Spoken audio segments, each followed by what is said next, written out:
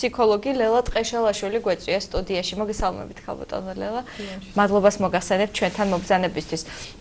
დღევანდელი ეთერი ჩვენი პრინციპში მთლიანად თითქმის დაეთმო იმ განსაცდელს, რაც ჩვენ დაგვატყდა თავს და თქვენთან როგორც ფსიქოლოგთან გვინდა ეს თემა გავაგრძელოთ უკვე ფსიქოლოგიური კუთხით. როგორია დღეს როგორ უნდა დავეხმაროთ დღეს ჩვენ საზოგადოების იმ წევრებს, რომლებიც დაზარალებულები არიან, ბევრმა საკუთარი ოჯახის წევრები დაკარგა, ბევრმა დაკარგა ქონება და ასე შემდეგ. აი როგორია მათი განწყობა იმ ფონზე ვკითხულობ, აი წარმოდგენაც მიჭირს, როგორი შეიძლება იყოს მათი ფსიქოლოგიური მდგომარეობა, როცა მე ეკრანის მიღმა და საზოგადოება ეკრანის მიღმაც იყო საშინელ სტრესში და უკვე როცა შენ ამ პროცესების უშუალო მონაწილე, უშუალო დაზარალებული ხარ, წარმოსადგენია ალბათ და წარმოუდგენელია, როგორი შეიძლება იყოს ფსიქოლოგია მათი. რა შეიძლება ჩვენ გავაკეთოთ მათთვის? მოგესალმებით და რასაკვირველია თან აუგზნობ ყველას, ვისაც ესეთი დანაკარგი ქონდა, თქვენ მართალი ბრძანეთ, ჩვენ შეგვიძლია დაახლოებით წარმოვიდგინოთ მათი მდგომარეობა. და მივმართავ მათ, რომ მათი თითოეული მათგანის დანაკარგი არის უნიკალური, თითოეული მათგანის მდგომარეობა არის უნიკალური და ჩვენ ბოლომდე ვერ გავიგებთ მათ მდგომარეობას. სრულიად წარმოუდგენელია, ვისაც ეს არ გადაუტანია, რომ ბოლომდე ის იგრძნოს, რასაც გრძნობენ ეს ადამიანები, ჩვენ მხოლოდ ვცდილობთ ამას და დაახლოებით წარმოგვიდგენია, რა შეიძლება ისინი განიცდიდნენ. თქვენი შეკითხვა რაში მდგომარეობს, როგორია მათი ფსიქოლოგიური მდგომარეობა, საერთოდ დანაკარგს, ხო, დანაკარგს ძალიან მტკივნეულად განიცდიან ადამიანები. მე მადლობას მოგახსენებთ პირიქით, რომ მომიწვიეთ, იმიტომ რომ რაღაც ჩემი პატარა მოვალეობასავით არის თუ მოახდენს ჩემი ორი სიტყვა, ვთქვათ, ვიღაცაზე რაღაც დადებით ზეგავლენას, მე ძალიან ბედნიერი ვიქნები და რომ არ დაგვავიწყდეს. ეხლა მინდა ვთქვა, რომ ჩემი კოლეგები, რომელთა მიმართაც მე დიდი პატივისცემით განვიშვალე კიდევ უფრო დიდით მას შემდეგ რაც ეს გავიგე, აკეთებენ ორგანიზებას ასეთი დახმარებებისა. შეიძლება თქვენს Facebook გვერდზე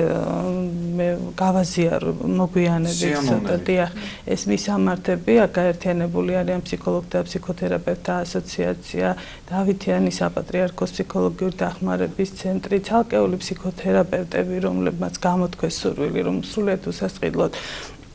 ამ ადამიანებს დაეხმარებიან. ჯავახიშვილის სახელობის უნივერსიტეტის ფსიქოლოგიის ფაკულტეტის სტუდენტი მოხალისეები და მათი ხელმძღვანელები, რომლებიც ამის ორგანიზებას იწყებენ ახლა და შეუძლიათ ადამიანებს მიმართონ მათ ფსიქიატრიული საზოგადოება, გლობალური ინიციატივა ფსიქიატრიაში და ასე შემდეგ. ეს ადამიანებიც, ჩვენი კოლეგები არ ჩამორჩნენ ამ ყველაფერს და პირიქით ძალიან ოპერატიულად მიიღეს ზომები იმისათვის, რომ რაც მათ ძალებში არის, ყველაფერი გააკეთონ ამ ადამიანებისათვის. თქვენ შოკი ახსენეთ და შოკი არის დამახასიათებელი ამ სიტუაციისათვის, რასაც მანუჩარი მართლა გმირი ჩვენი დღევანდელი ესე თქვა დღევანდელობის და რომლის მსგავს ადამიანებს ჩვენ იშვიათად შევხვდებით, ის ამბობდა, რომ შეცვლილი ქონდა ცნობიერება ადამიანს, რაღაც ავიწყდებოდა, გვიან გაახსენდა ან დანგრეულ სახლში რო შვილებს ნახავდა, არ აქვს გაცნობიერებული ბოლომდე ეს მდგომარეობა და ხშირად ისმის ასეთი შეკითხვა, როგორ გამოვიყვანოთ ადამიანები ამ ასეთი მდგომარეობიდან. იცით რა, როდესაც პირველი 3 დღის განმავლობაში ესე ამბობენ ხოლმე, როდესაც შოკი ახალი არის, ეს ბუნებრივია, ეს პათოლოგიად მაინც და მაინც ვერ ჩაითვლება. თუ ეს გახანგრძლივდა, აი მე შეიძლება რომ ჩვენ ვიფიქრეთ ნორმალურია. დიახ, ანუ ეს მდგომარეობა პირველი, შოკის მდგომარეობა, როდესაც ადამიანი არის გაშეშებული, როდესაც ის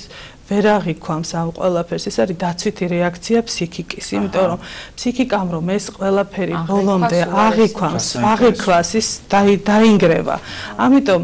ეს დაცვა ღმერთმა ჩადო ჩვენს ფსიქიკაში და დასაწყისში რაღაცნაირად ულუფებად უნდა გადაამუშაოს ეს ყველაფერი ადამიანის ფსიქიკამ, თუმცა არ შეიძლება რომ ადამიანი დარჩეს ამ მდგომარეობაში. ჩვენი კულტურული საზოგადოების ძალიან დიდი ნაკლი მდგომარეობს იმაში, რომ არ არის მიღებული საკუთარ გაჭირვებაზე საუბარი, ტირილიც კი დაკრძალვის პროცესში რაღაც არ ითვლება, რომ მაინც და მაინც ინტელიგენტური და კულტურული საქციელი თითქოს ადამიანმა უნდა შეინარჩუნოს თავისი სიმშვიდე და ეს გარეგნული სახე არა და ყველა კულტურაში იყო ტრადიცია გაზიარების, აი ამ დატირების, ხო ვიცით ჩვენ არა, საქართველოში უზარმაზარი ტრადიცია არის და აი ამ დატირებებში არის მთელი რიგი ფორმულები, რომელსაც ამბობს დამტირებელი სპეციალური ადამიანები, რომელსაც შეეძლო ცრემლის გამოწვევა ჭირისუფალში. ანუ ტირილი ამ შემთხვევაში აი პირდაპირ მნიშვნელობით არის აუცილებელი და ეს პირველი სტადია და მეორე სტადია თუ არ არის ადაპტურად გადატანილი, იმიტომ რომ სტრესს თავისი ბუნებრივი მიმდინარეობა გააჩნია და აი ბუნებრივ მიმდინარეობას ჩვენ ფეხი უნდა აუწყოთ და უნდა მივადევნოთ თვალყური ამ შემთხვევაში პროფესიონალებს და ახლობლებს გულისხმობ და ამან პანიკაში არ უნდა ჩაგვეღოს, ხომ არ გაგიჟდა მაგალითად. ამ დროს თავი და ესა მარტო მიტოვება არ შეიძლება ასეთი ადამიანის, იმიტომ რომ შოკურ მდგომარეობაში, როცა რამდენიმე ახლობელი დაკარგა, შეიძლება თვითონაც რაღაც არაორდინალური სუიციდის ცდილობები არსებობს, იმიტომ რომ ადამიანი ამ შემთხვევაში ბოლომდე, ესე ვთქვათ, ვერ აანალიზებს აი ამ სიტუაციას და შეიძლება ეს სისუსტე უბრალოდ არსებობდეს, მაგრამ ეს რა თქმა უნდა იშვიათად ხდება ხოლმე, უბრალოდ ამ ადამიანის გვერდით დგომა არის ფიზიკური შეხება, შეიძლება ორი სიტყვით უთხრათ, რომ დაახლოებით გვესმის რას გრძნობს, მაგრამ აი ესეთი სულში ხელების ფათური და აბა გამოდი ამ მდგომარეობიდან მეორე უკიდურესობა კიდე მინდა ყველას მივმართო, დამამშვიდებელი ზედმეტი პრეპარატების ან ალკოჰოლის მიღება იმისათვის, ან გარიდება ამ სიტუაციისათვის გამოიწვევს მხოლოდ და მხოლოდ სტრესის გახანგრძლივებას და აღმოჩნდება ისე, რომ როცა ბუნებრივად ეს უკვე დაძლეული უნდა ყოფილიყო, სტრესი ისევ რჩება, გადალახული ის არ არის და უბრალოდ შენახულია, კიდე ხო ხანგრძლივობა იზრდება და შეიძლება უფრო არაადეკვატური, ესე ვთქვათ, სახით მოხდეს გამოვლინება. საგანგებოდ უნდა შევეხოთ ბავშვებს, იმიტომ რომ მოზრდილ ადამიანს აქვს რაღაც მექანიზმები გამომუშავებული რთულ სიტუაციებში, ესე ვთქვათ, როგორ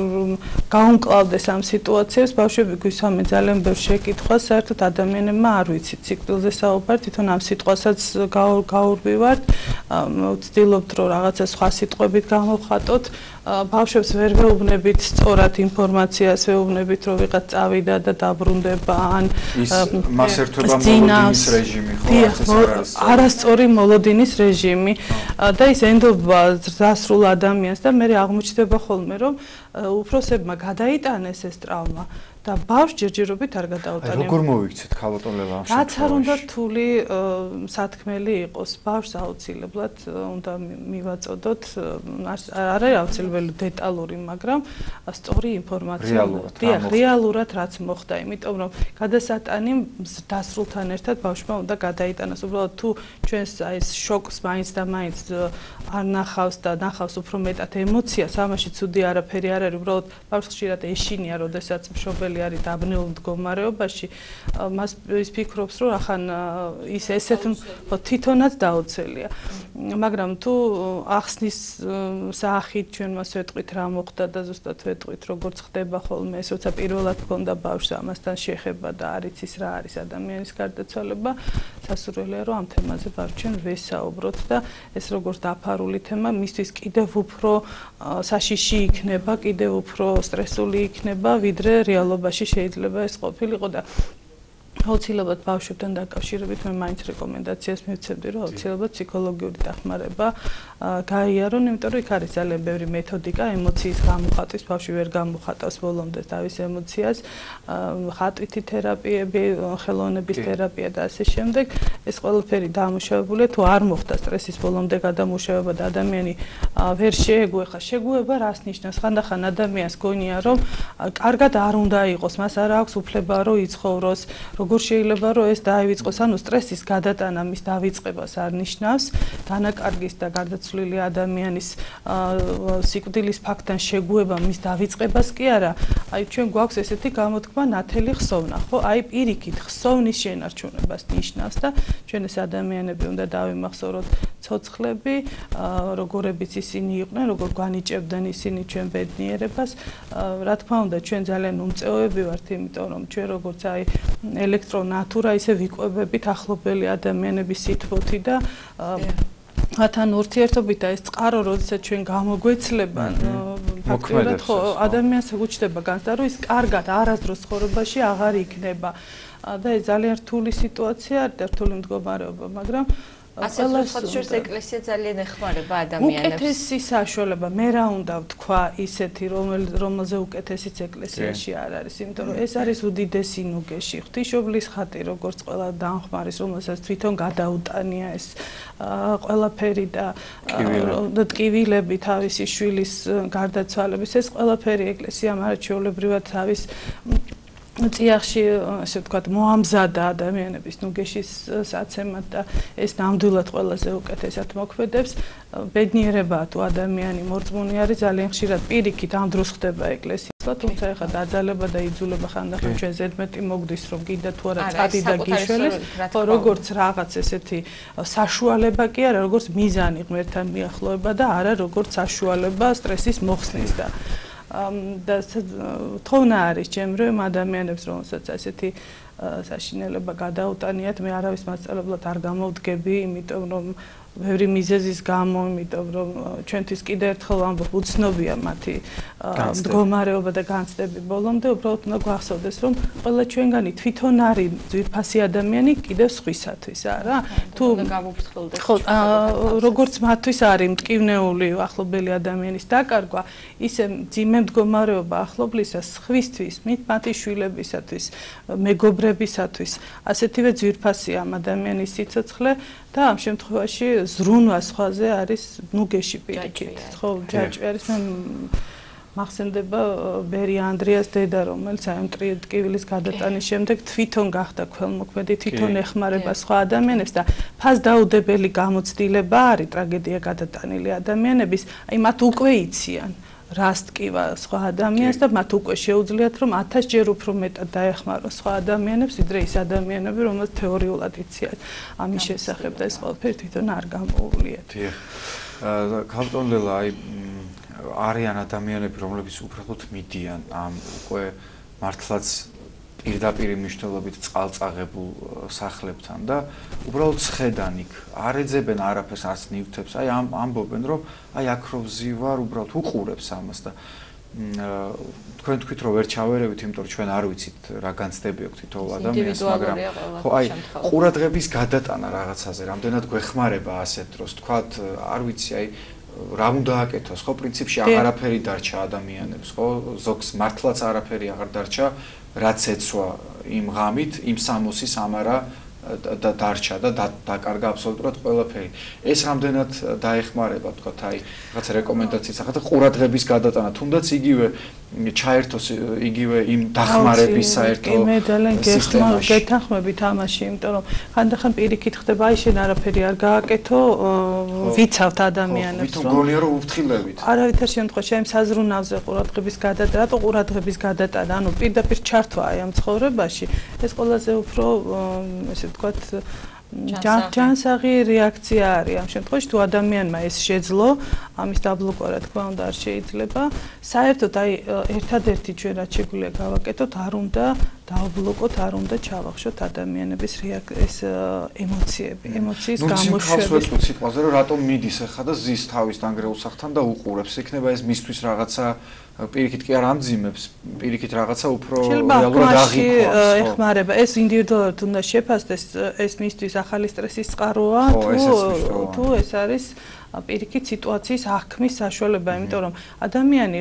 და იცით ძალიან საოცარი რაღაცა არის ჩვენ გვაქვს რა რაღაც რიტუალურად მე-3 დღე, მე-9 დღე, მე-40 დღე წლის თავი და ასე შემდეგ ეს ახლა მარტო გადაცვალებას არ ეხება, ზოგადად სტრესს ეხება და ემთხვევა აი ეს პერიოდი ფსიქოლოგიური თვალსაზრისით ემთხვევა თითქოს რაღაც აფეხურეობრივად ესე მიმდინარეობს და პირველი 40 დღის განმავლობაში აი შეგუება ფაქტთან უარყოფა უფრო ხდება ამისი და ადამიანები ბოლომდე ვერაცნობიერებენ ახლა ცოტა სტრესი ყველას გქონია და თითქოს შენს თავს არ ხდება თითქოს სიზმარში ხარ და ასე შემდეგ ხო აი ამის გაცნობიერებაში იქნებ ვიღაცას ეს ეხმარება არ ვიცით და რაც შეეხება მატერიალურ დანაკარგს ეს მე მგონი ყველაზე ნაკლები პრობლემა უნდა იყოს იმიტომ რომ თქვენ თანადგომაზე დღეს ბევრი ისაუბრეთ და მე ვნახე სოციალურ ქსელებში განცხადება რომ ტანსაცმელი აღარ მოიტანოთ მაგალითად ხო მადლობა ყველას და ოდიში ყველას ვიცეც ჩვენ ისე არ ვფიქრობდით როგორც უნდა გვეფიქრა. მართლაც წარმოუდგენელი თანადგომა არის დღეს თბილისში და საქართველოში და მსოფლიოში სხვათა შორის თქვენ ხედავთ არა როგორ გვეხმიანებიან აი ამ ტრაგედიასთან დაკავშირებით.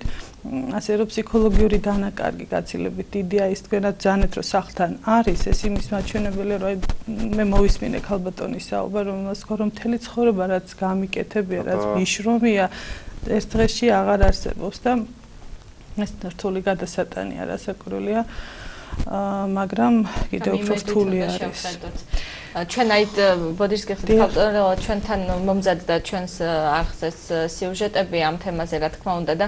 რესპონდენტები რომლებიც ჩვენმა ჟურნალისტებმა ჩაწერეს საოცარი იყო მათი პასუხები ნუ ერთი ამბობდა რომ პირველ რიგში მთავარია რომ გადავრჩით რა თქმა უნდა და აბსოლუტურად არ ვფიქრობ იმ დანაკარგზე არც სახლი მაქვს არც ტანსაცმელი არც სასმელი არც საჭმელი მაგრამ აბსოლუტურად არ ვფიქრობ პირიქით ღმერთის მადლობლები არიან რომ სიცოცხლე შეუნარჩუნდათ მეორე იყო მამაკაცი რომლებიც ძალიან ესეთ დამრჩა გონებაში რომელიც ამბობდა რომ უქონელი მოვედი ამ ქვეყანაზე და ასეც თუ წავალ ეს ლოგიკური იქნება და არ იქნება აქ არაფერი საოცარი თავარია ადამიანებისთვის სიცოცხლე ღმერთის ნაბოძების სიცოცხლე და ამაზე მეტი წყალობა როცა ასეთი სტიქიის დროს გადარჩები მე მგონი ასეთი უფლისწყალო მე მგონი მეორე არ არსებობს და ამას კარგად აღიქვამენ ეს ადამიანები მე ამის თქმა მინდოდა ძალიან ჯანსაღია დაზარალებულების დამოკიდებულება აი ამ პროცესების მიმართ რაც ჩვენი სიუჟეტებიდან ეს გამოჩნდა. კი, ალბათ უბრალოდ ეს პირველი რეაქცია ყოველთვის ესეთია, რომ სიცოცხლე გადარჩა, მერე ყველაფერი საჭიროა, უბრალოდ ძალიან სასიამოვნოა, რომ ისინი ამბობენ, რომ მოცემულ მომენტში აი მატერიალურ გასაჭირს ისინი არ გრძნობენ და ძალიან რა ვიცი, იმედებს გვაძლევს ყველა, რომ მატერიალური თვალსაზრისით რაღაცნაირი კომპენსაცია შეიძლება ამ ყველაფრის მოხდეს. უბრალოდ სულ სხვა მომენტია, როდესაც ამას შენაკეთებ, არ არის ყოველთვის სასიამოვნო, როდესაც უმწეო მდგომარეობაში ხარ და სხვა უნდა დაგეხმაროს, მაგრამ პირველი ეტაპისათვის ადამიანს დახმარების მიღებაც უნდა შეეძლოს, რახან ესეთი ფაქტი მოხდა. ამაში არაფერი ისეთი საოცარი არ არის, ნეტა ღმერთმა შეგვაძლებინოს, რომ ყოველს დავეხმაროთ და მე ხა გამახსენდა ბევრი კადრი იყო დასწრილი ტალახიანი ბიბლიები და სახარება ოჯახებში, რომელსაც ისინი გულმოდგინებთ ერთ-ერთი პირველი რასაც წმენდნენ და რეცხავენ. მახსოვს ეს კადრი, როდესაც ამას რეცხავს ქალბატონი და ასუფთავებს და ამ ყველაფრის შემდეგ რასაკვირველია მთავარი იმედი არის ღმერთი და ხანდახან გაჭირვება ადამიანს განამტკიცებს თავის რწმენაში ხანდახან პირიქით ესეც ხდება დიახ იმიტომ რომ აი როდესაც ადამიანს განსაცდელი შეემთხვევა ხანდახან არის ერთი პერიოდი როდესაც ის დამნაშავეს ეძებს ვინ არის ამ ყველაფერში დამნაშავე გადააქვს აქცენტი სხვა ადამიანზე რის გამოც ეს მოხდა ან შეიძლება ღმერთიც კი წენა კონდეს აი რატომ მე და რატომ სხვა არა და ასე შემდეგ და ეს პროცესები ბუნებრივია ჩვენ არაფერი ამ ადამიანებისაგან ჯერჯერობით არ უნდა გაგვიკვირდეს, იმიტომ რომ ეს არის გადახარშვის გაცნობიერების ეტაპი და ჩვენ ამაში უნდა დავეხმაროთ მათ და მადლობა ღმერთს რომ ესეთი ერთსულოვნება დახმარების მხრივ ყველა მხრიდან არის და ძალიან ბედნიერი ვარ მე პირადად ამ ჩვენს რა თქმა უნდა და ძალიან მნიშვნელოვანია ალბათ გვახსოვდეს ის რომ მართლაც არ არის პრობლემა რომლის გადალახვაც იყოს შეუძლებელი ცხადია მით უმეტეს ერთმანეთის თანადგომით და დახმარებით და არაერთხელ აღნიშნეთ რომ ეს თანადგომა ნამდვილად იგრძნობა ჩვენს დედაქალაქში და ჩვენს ქვეყანაში რაც უფრო იოლად დაგვაძლევნებს იმ განსაცდელს რომელიც არსებობს დღეს ჩვენს ირგვლივ. მოკლედ ფსიქოლოგი ქალბატონი ლელა ტყეშელაშვილი საუბრობდა პირდაპირ ეთერში